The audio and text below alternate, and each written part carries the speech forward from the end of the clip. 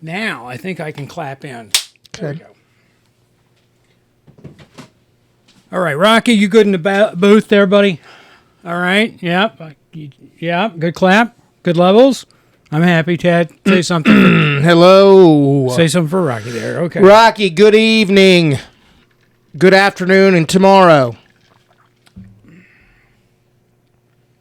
What was that from?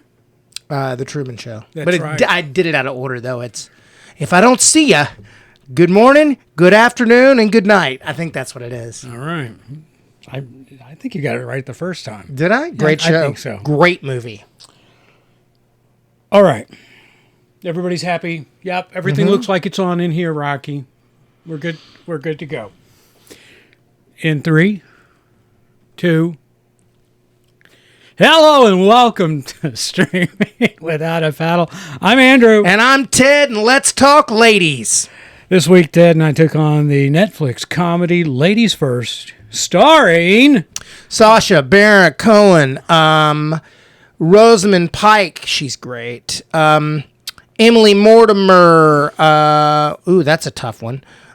Werishu Opia, Charles Dance, the great Fiona Shaw, the great theatrical Fiona Shaw. I saw her do Medea on Broadway when I was 22 years old. She's an amazing Shakespearean actress. Sorry. She has a scene in here that she really pulled off well. Yeah, she's so. You talking about? Yeah. Oh yeah. Yeah.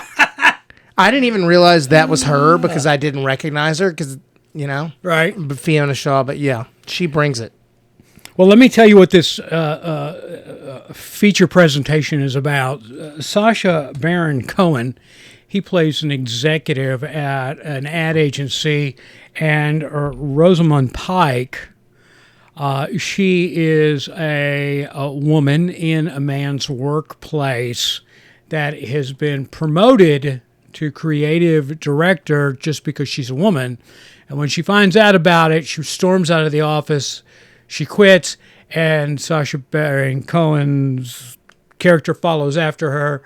And as he's flexing his masculinity to say, "You're fired," he runs into a pole, a metal pole, falls down, and when he comes to, his world is upside down, or actually the entire world is upside down. Roles have reversed. Women are now completely in charge, and men are second-class citizens.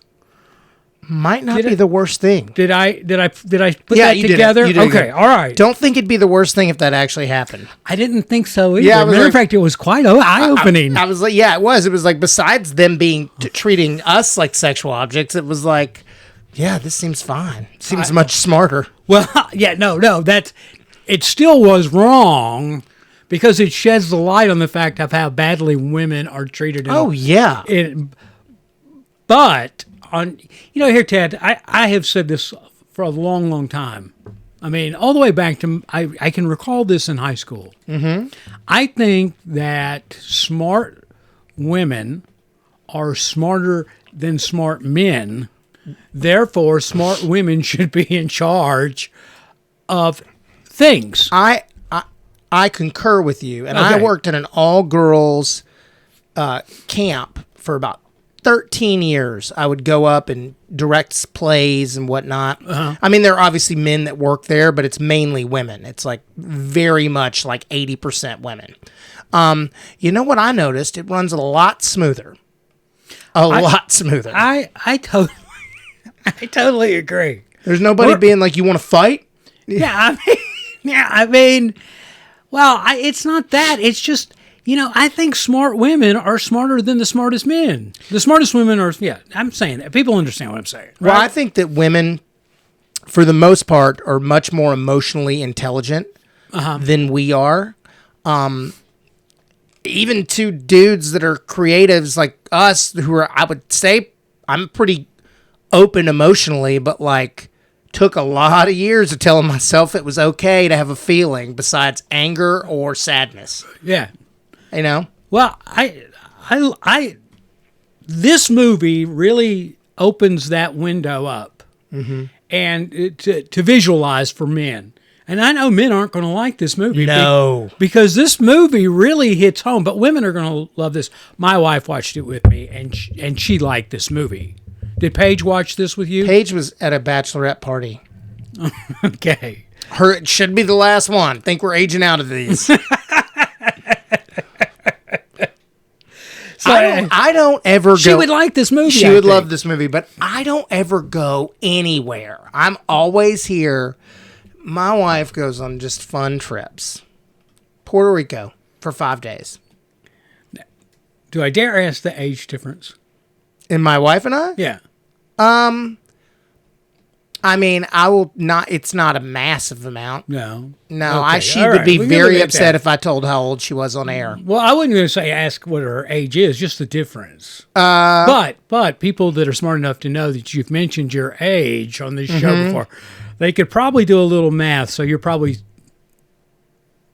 safe not saying anything other than, yes, I'm older than my wife. Yeah, we would have been in high school at the same time, but far apart. Okay. All right. Well, that's not much at all. All right. Like, she's like 4 years. There you go. 4 years younger than me. And there it is. There it is. There it is. We were doing everything we could to keep it in the can, Ted. It's okay. Nobody's gonna pop- find Paige. You know what? She told me she was proud that she was.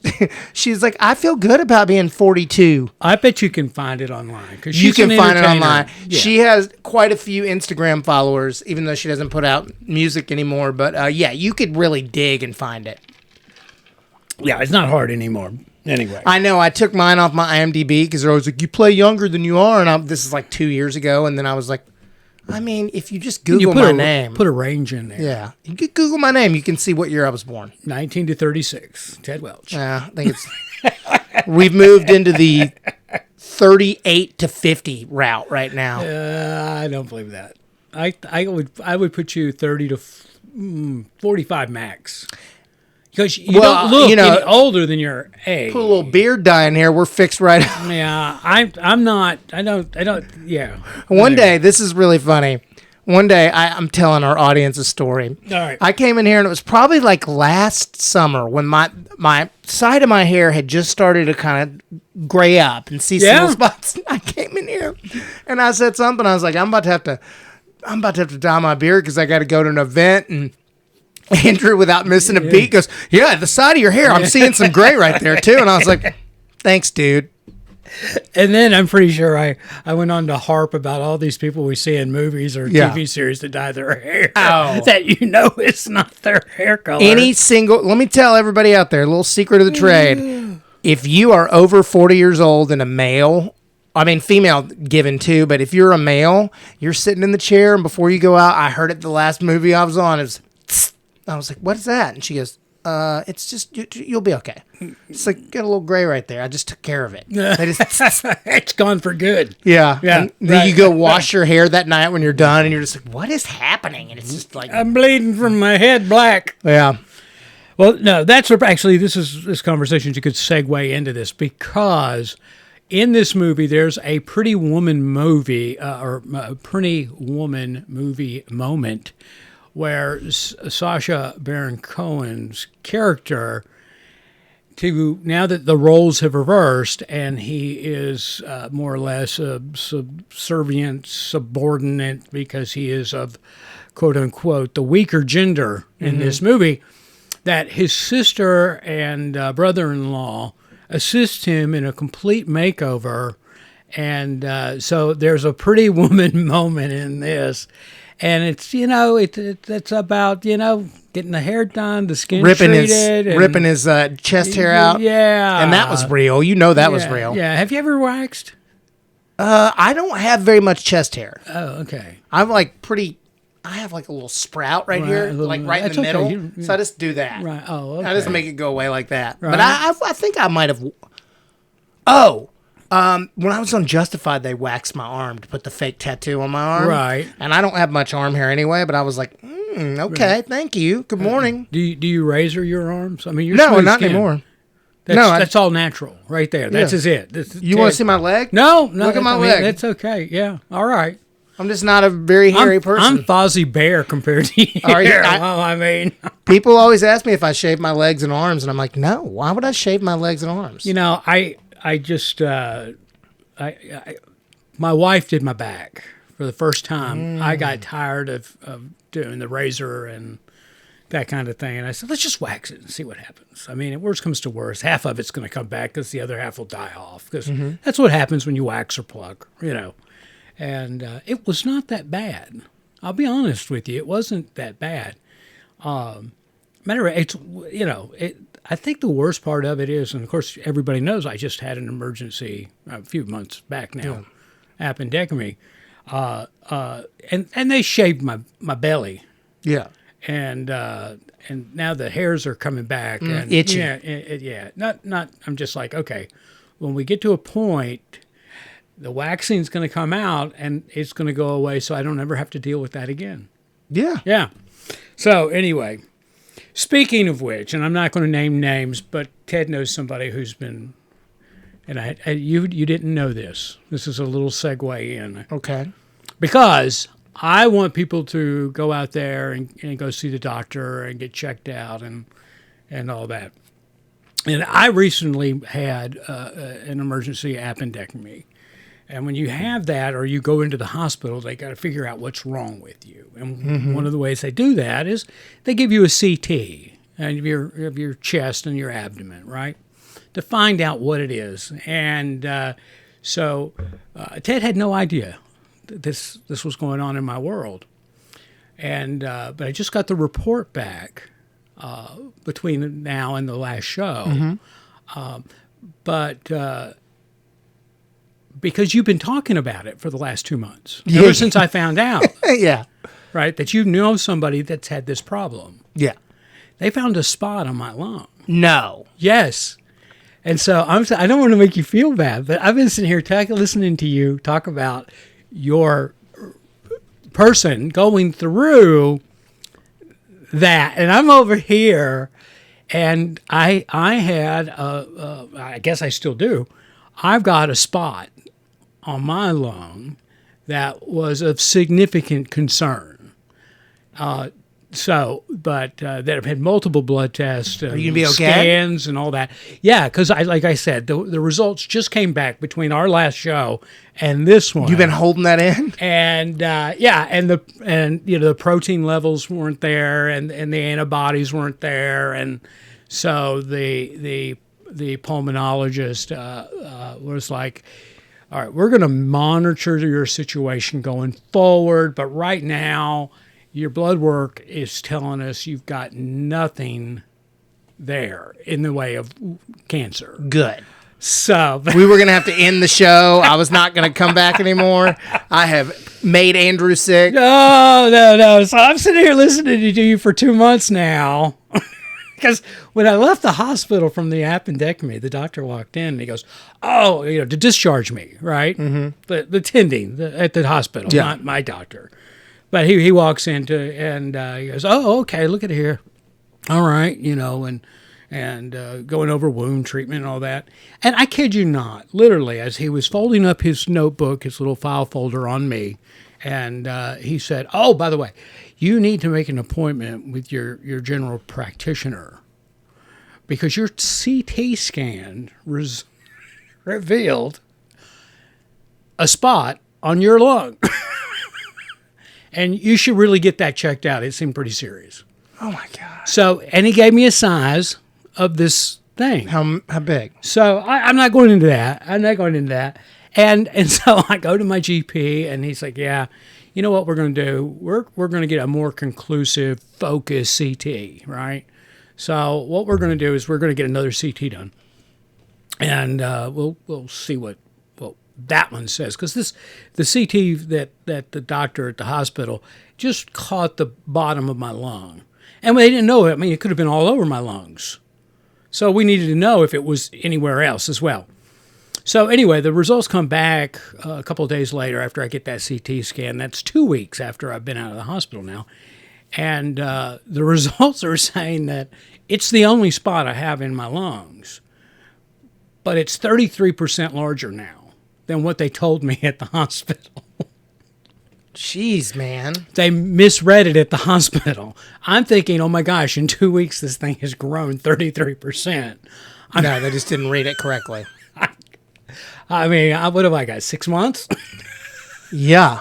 So anyway, then they hooked me up with the pulmonologist, and they looked at all the CTs, and they said, no, they misread the one at the hospital, and it's the same size as the one they took here, so there's been no growth, no change. Anyway, guys, I'm going to leave on that note, but go get checked out. I mean, if you have something wrong, well, Kyle Busch, he just died. Yeah. He just passed. I hate saying the word died. He had sepsis, pneumonia, induced sepsis. So he just didn't go to the doctor when he had pneumonia? And apparently, totally treatable, they're saying. But because he ignored it, he's no longer with us. Yeah. So people, go out there and take care of yourselves, okay? Because there's other people involved in your life. Yeah. That whether you might not value your existence, they do.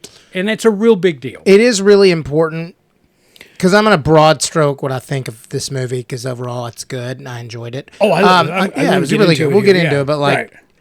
Yes, I think it is very important for when you get past 35 years old to get those checkups.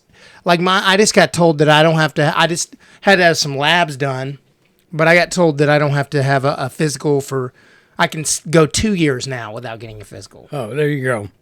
All right, I'm done shaming Ted. I'm trying to make him feel guilty for talking about his person struggling with lung cancer, and I'm over here. He's actually the person is my father. Oh, okay. So well, it's I fine. wasn't going to say it's not my place. But he's actually got great. his second treatment of 3. Is it 3? It's either 3 or 4. But he has his second treatment this Thursday. He rolled up today to the job I was on. I was like, hey, and just started unloading wood into a dumpster. And I was like, aren't you supposed to be chilling? He goes, I actually feel fine. Yeah. He had 2 bad days, and they were really just, he had stomach stuff. Okay. But besides that, he hasn't had nothing else. Just get checked out, and Get again, checked out. I wanted a little guilt on Dad for sitting here talking off the record about this trauma that his family's going through, and here I'm sitting on the other side of the table listening to this, going, I've got something growing in me. Oh, but I'm good, Ted. I'm Okay, good. I'm good. All right, let's get into this. Ladies first. Again, Netflix. I forget what the time on this was. an hour and 30. It's like an hour and a half. Hour and a half. Yeah, it went quick. I enjoyed it. I mean, in that sense. This is in the way of Run, Fat Boy, Run, this is a British, not rom-com, but kind of rom-com. Kind of, yeah. Kind of. Kind of rom-com. But that's what they're going for. Look, this is top-tier actors across the board, some of the greats. I actually was like, sometimes Sacha Baron Cohen can get to me because he's always doing voices. Me too. And I was like, great, dude. This is what you sound like. This is cool to watch you talking like you. Well, we just watched him in Balls Up. Yeah, and it's chewing scenery. And, yeah, and that's, and he does Borat, and he does characters. He's a character actor that does characters that are despicable. Borat was great, though. I mean, they are. They're just not likable characters, and he does that really well. He plays a very serious, supposed to be likable character in this movie. Even before the roles were reversed, this guy is sweet. Yeah, he's awesome. I mean, he's a misogynist, but he's a nice misogynist. Right. I mean, so... I did laugh out loud when he came up. The opening scene of the movie, this is not ruining anything. He wakes up and he's fully dressed and he jumps on the bed to kind of wake the girl he's just slept with. And he goes, good morning. And he's like, yeah, I've left you a change of clothes and breakfast, whatever you want. And she's like, oh, thank you so much. And he goes, anything for the one that took my virginity, and walked out. I was like, that's hilarious. Yeah. He was really good. And the bad guy from The Golden Child, Game of Thrones dude. Right. What is his name? Charles Dance. Charles Dance. He's to me, he's the bad guy from The Golden Child. Yeah, and he's Tyrion Lannister in or Tyrion. He's just a Tyrion dude. Lannister. He's a dude that's had a career that you just are like, wow. In God, and so he did great. And Richard E. Grant. He popped in there. Yeah, he's got a great little cameo. I think this movie. I'm going to break this down. I really enjoyed the story that was being told. I thought it was, and I'm going to say, written well. Not well written, but written well. Yeah. Okay? And I think they didn't take this movie really seriously, because I'm just going to throw this out. If you recast this movie, you take Sacha Baron Cohen out of it, and he would have done this knowing that he did Bullet Train. You put Brad Pitt in this guy's role. Mm-hmm. You might be able to keep Rosamund Pike, because she's just wonderful. Great. She's just wonderful. Because you just, as a watcher and knowing everything that Sacha Baron Cohen has done in his past, and I'm not a Sacha Baron Cohen fan, period. I don't like the characters that he plays, again, because I feel like they're despicable characters, right? If you took this movie seriously as an executive at Netflix, you should have cast somebody, and you could have gotten Brad Pitt or a Brad Pitt-esque person to play that more serious role. Channing Tatum, yeah. I don't think Channing Tatum would have been as smooth. I think he could have done it. I think he's just funny. I think they should just let him be funny. But yeah, I get what you're saying. Yeah, I think this could have been a better movie. If it was an American? If they cast it properly. Yeah, I mean, that's just like taste, but it's a British movie. They shot it in England. I'm sure the budget was probably $20 million. Yeah, but it's a Netflix thing, and they've got money. And I think the point of it is my point is, somebody at Netflix did not take this seriously, because I'm sorry, if I'm sitting here and I've read this script, and I'm going, okay, this could be something if you had the right players. And then I think they just were like, I don't care about it. I don't think there's any way that this movie, even with Brad Pitt in it makes any money at a box office. I don't either, but I mean, that doesn't really matter anymore. I mean, because they've got so much money just to throw out there. I mean, my gosh, look at all the money they've been throwing at Adam Sandler, and Ben Affleck and Matt Damon and a whole slew of other stars out there. I mean, goodness, if you cast this differently, if you wanted to keep it British, Paddy Considine. Paddy Considine, as great of an actor as he is, he's not going to pull in the same people Sacha Baron Cohen would. Sacha Baron Cohen has a wide reach. I get that. I just don't think I think if they cared more about this movie, they had something there that could have gone up a level. I think this is just I've seen this movie 5 different times. What a Man Wants, blah, blah, blah, with Mel Gibson. Right. And my friend Ashley. Yeah. We've seen this movie at least 3 or 4 times. So it's just their telling of it. And this is the best written of all of those. And you say, what women like. Or, what women want. What women want. Who was that played the lead in that? Mel Gibson. Mel Gibson. Oh, my God. You're drawing a line. That's what I'm saying. Mel Gibson, A-lister at the time when he did that movie. That was about the last A-list when he did. Compared to Sacha Baron Cohen. And I'm sorry, I'm not putting you in an A-list category. You're a B++. But I think this could have been more of like a Chris Evans. Yes, but that's what I'm saying. Now that you're thinking about it. Yeah, I mean, Chris Evans is like 41 or 2. It was good, though. I mean, this was entertaining. I enjoyed it. What was the character that Mike Myers played on Saturday Night? I'm verklempt. Think about it. Oh, yeah. No, not Coffee Talk. Coffee Talk. Coffee Talk. Yeah, there you go. All the church lady was Dana Carvey. Yeah. I'm verklempt.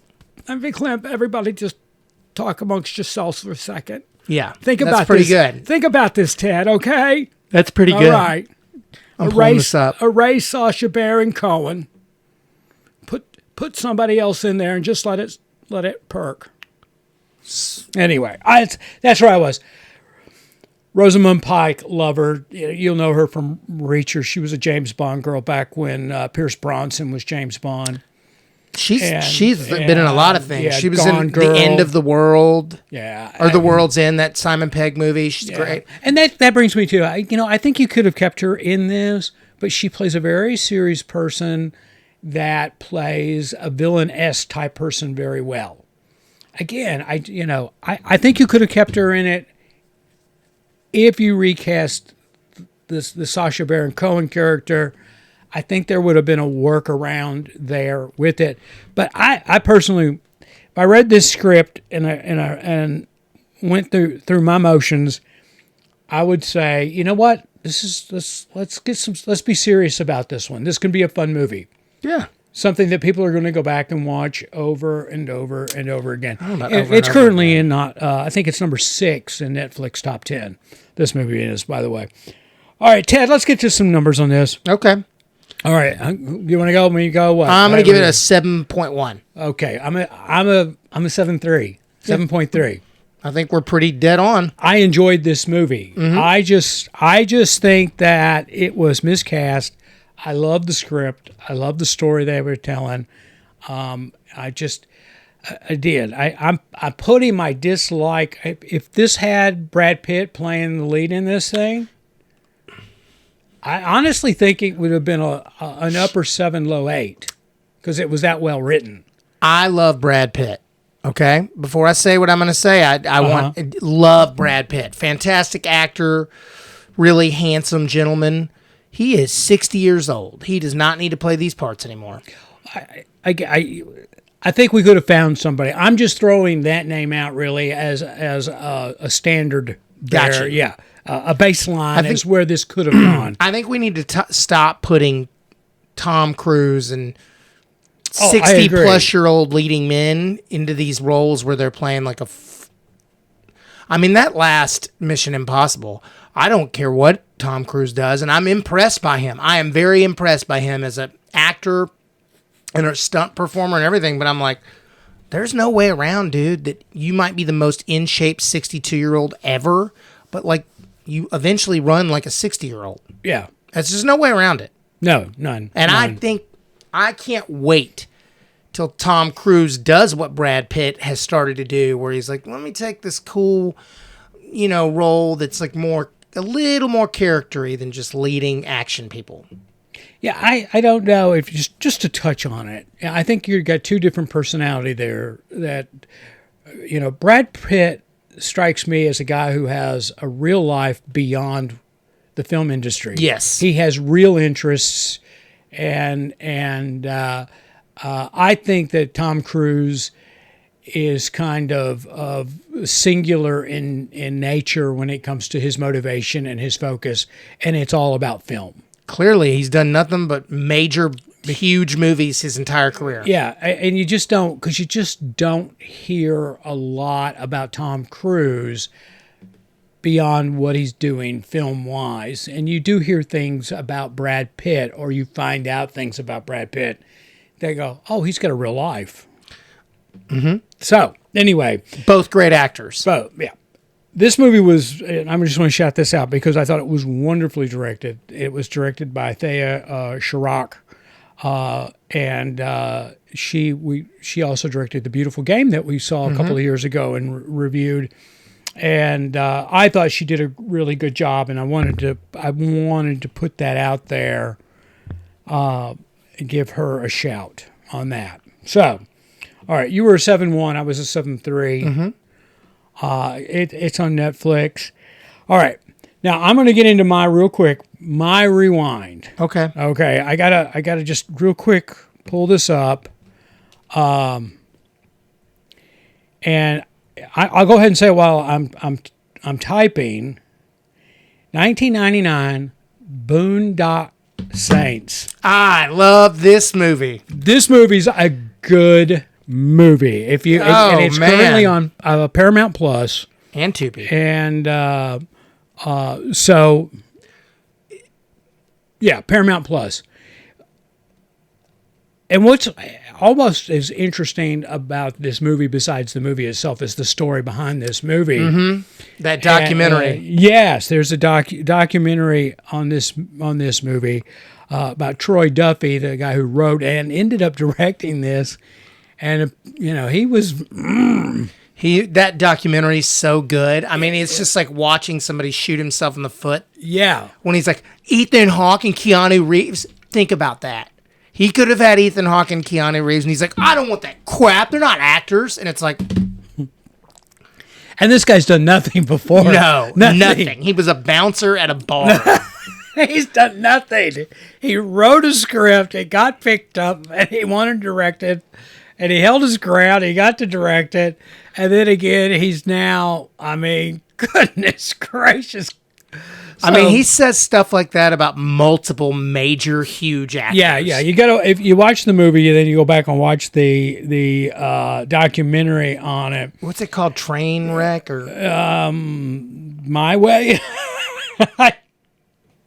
You look it up. I'm going to give a brief synopsis on this.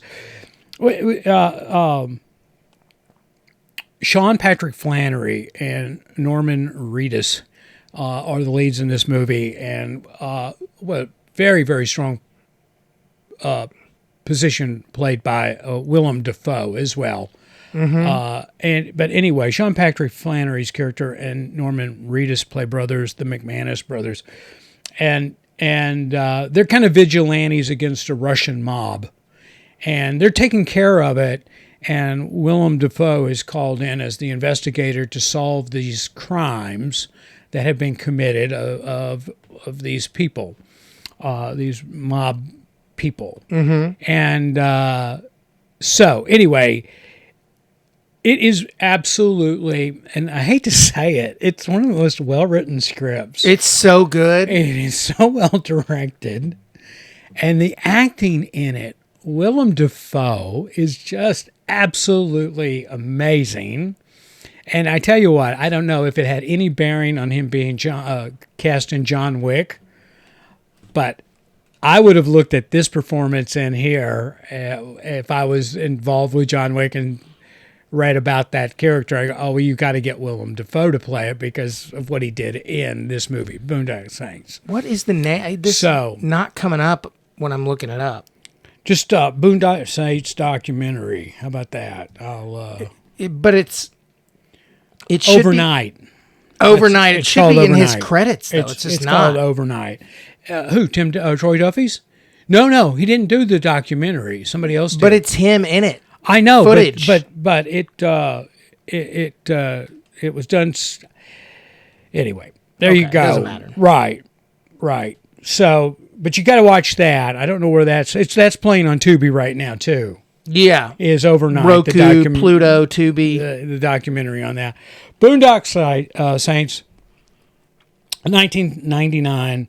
So it's not super old, but it's very good. I'm going to give this Boondock Saints an off-the-record rewind score of an 8.1. Okay, I'm with you. So that's it. If they said, Andrew, do you want to watch Ladies First or Boondock Saints? I'm going to say, let's watch Boondock. Here, before we jump off here, let me just read a couple people that are in the documentary. Ready? Yeah. Paul Rubens, Norman Reedus, Jerry O'Connell, Matthew Modine, Ron Jeremy, John Goodman, Sean Patrick Flannery, I think that is, Willem Dafoe, Vincent D'Onofrio, and Billy Connolly. Yeah. That's just. And Billy Connolly's in the movie. Yeah, he's in the movie too, so really good. All right. Back to Ladies First. Ted, I'm a watch. Yeah, watch it. I enjoyed this immensely. My wife liked it a lot. She's a woman, and I can understand why she would like it because it's about women overtaking assuming the same control of the men's stereotype kind of thing. And it was wonderfully done. Again, I think they could have taken this movie a lot more seriously. And the first step would have been casting somebody other than Sacha Baron Cohen to play the lead. Sure. So that's my take on it. All right. Anything else, Ted? All right. Okay. I'm still watching Margot Has Money Troubles. I watched. The last episode took a little twist in it that I didn't.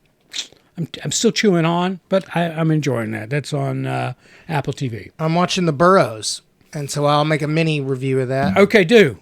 I'm about to jump into that myself.